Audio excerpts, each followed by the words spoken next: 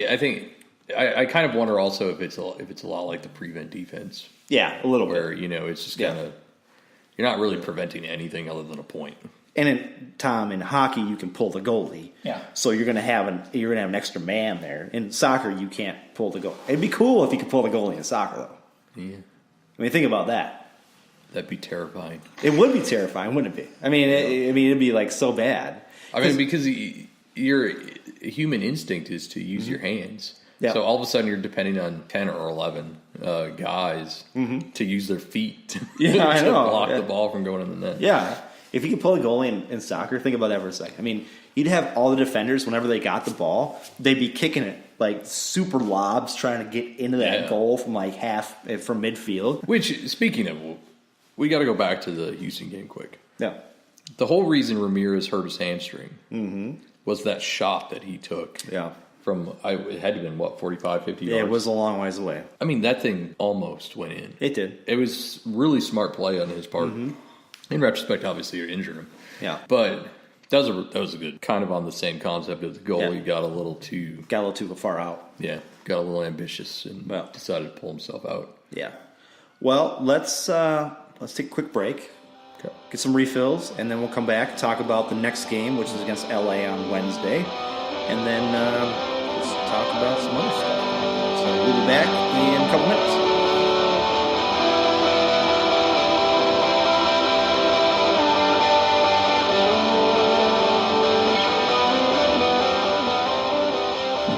She probably makes her money almost run back on the Packer game alone. Probably, yeah. I mean, because those tickets aren't cheap. I mean, what are they, like $150? Well, for us, we could have had them this year. If I could have got them. They were $350 a ticket. Cool. For the Packers. For the Packers. Yeah, for the other games, it's like 150, 120, 150. Yeah, which isn't bad. It's a lot of money to pay for a game that you might lose.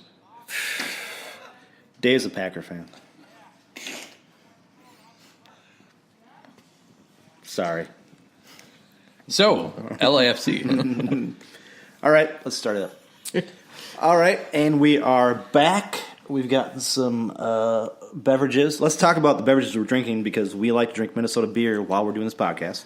I am drinking a Rowdy Uncle from Insight Brewing, and it's a Moscow Mule style ale, which tastes exactly like a Moscow Mule. Yep. Dave had one as well. I mean, it's fantastic. Moscow Mule. They had it wasn't Rowdy. It was something Aunt. It was a Crazy Aunt, which was a gin and tonic one, which was fantastic as well. Dave, before this, had... Well, you had that. Now you're going to have a Bauhaus Wonder Stuff. Dave Stevens bought some Bauhaus Wonder Stuff, which is a great ale, which I enjoy. It's a Bohemian Pilsner, actually. Right. Oh, Pilsner. My bad.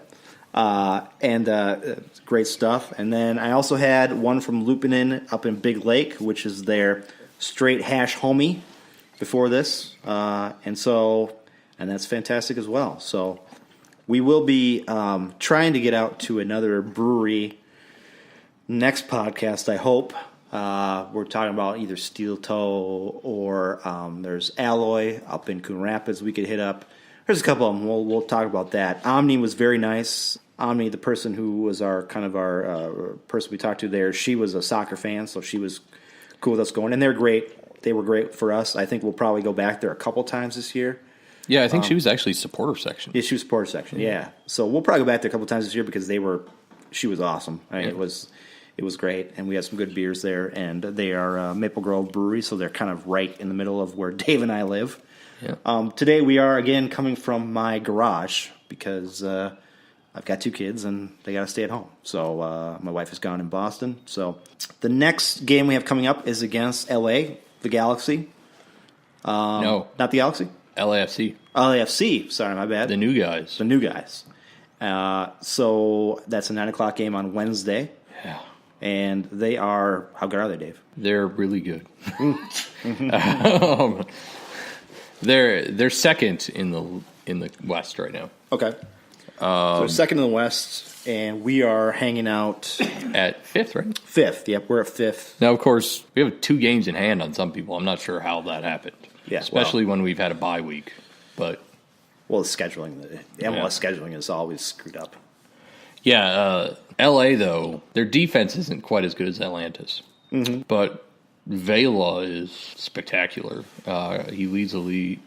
No, he's second in the league in goals. Okay. And he's also got, I believe it's 3 assists on the season already. And then Urena is like the perfect complement to him. Sure. No goals on the season. He's kind of that playmaker guy. Yep. And, I mean, they're just really good. And Bob Bradley, for as much as I hated him as a U.S. coach, he knows how to put a club team together. So how was LA built? Was they built like Atlanta, where they used a lot of their money or not? Or were they built kind of like we are? I don't know that you'd go as far as saying that they were like Atlanta. They're on that same playing field. Yeah, exactly.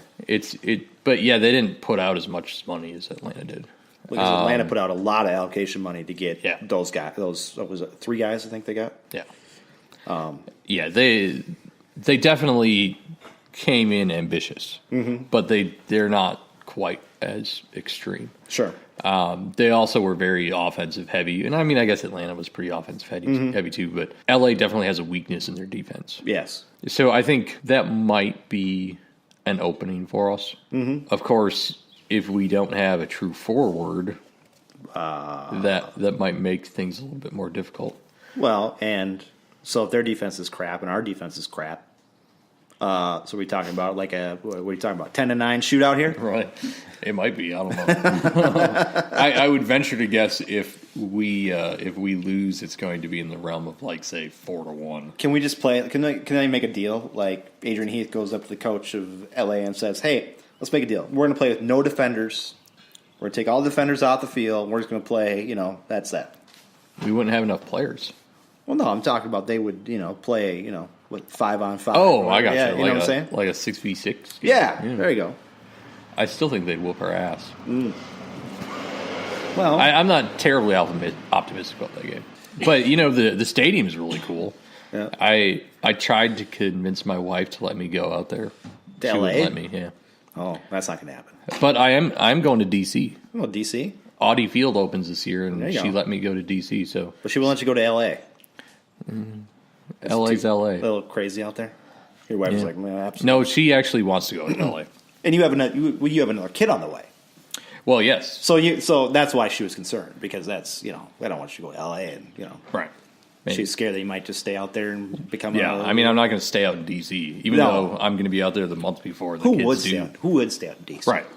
There's nothing out there. There's nothing there. Unless you want to be a senator or a congressman. No. No. You'd have to put a gun to my head.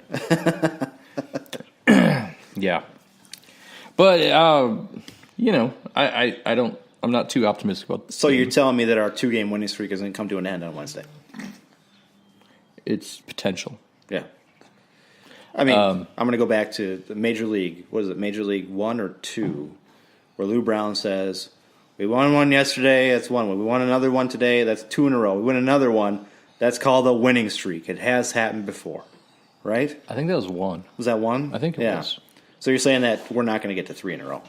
It's not implausible. Yeah. I mean... Oh, it's happened before. I'm a fan, so I'm not going to be completely... I'm a fan, too. I would like it to happen, but you're telling me that L.A. is a pretty good team, and their record shows they're a pretty good team. So, I mean, with that said, they were held by Dallas, 1-1 draw last game. Dallas isn't spectacular. No. They're better than we are, but Vancouver was significantly better than we are, and we held them. So, yeah. I don't think it's not impossible. I just think with the new stadium, the being away at the new stadium, injuries, it's red cards. Yes, it's going to be difficult. However, we have history of spoiling teams, very good teams, stadiums. I mean, we gave Atlanta's first home loss, which was surprising. LA, I don't think has lost a home game yet. I don't think they have either. So, it's possible. Let's hope. Yeah. I mean, 3 games would be fantastic. Yeah. I think we've done that once. So, a winning streak. Yeah. So, we've got the game on Wednesday, and then we have another game coming up on Saturday, and that is San Jose back here. So, we fly, again, weird scheduling. Yeah. This happened before. Remember, this happened with the Vancouver. I think it was Vancouver and Seattle series. Portland, Seattle. Portland series. Yep. Sorry. So we fly out there, and then we come back home to play San Jose. Why don't we just play San Jose in San Jose?